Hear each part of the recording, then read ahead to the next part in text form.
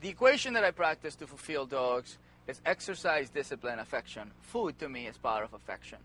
The food also we have to give to the pack when the mind is calm submissive, which means they have to be in a very patient state of mind for them to receive this food.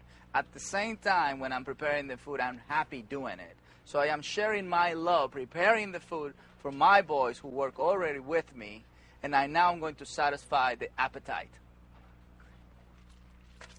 I like to use my hand just because I feel more close to them. You know, my scent is delivered in the food, so they get to smell me in the meal too. You know, I want to be very intimate with them, and I want to be part of every single thing that they can actually do. I really want to be everything they have, because to me that's pretty much everything I have. My family and my dogs are everything to me. All right, so I prepare a few plates, and of course, Stanley is always ready to get fed first. Stanley, very well. So we invite Stanley. We have, hey, Mandy, sit down. Sit down, Mandy. Very good, nice and gentle. Sit down, sit. There you go, good girl. And then they get the food. Now we have Benjamin. You need to sit down. That's right. Wonderful. Now, this is an exercise. For dogs to eat close to each other is a challenge, right? One thing is they have to finish their meal and then go somewhere else. They can't go and see if somebody else still have some leftovers. That will be a very, very bad fight. So we have to supervise their eating habits.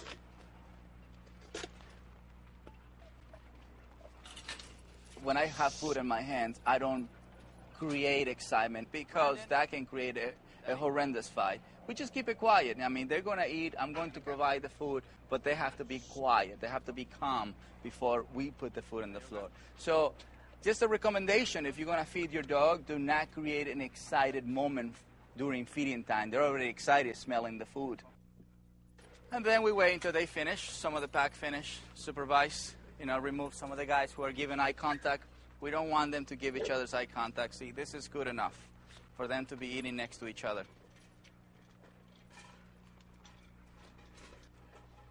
Yeah, we don't waste any food here. This is a mental workout for me. I have to make sure they don't get too close to the food.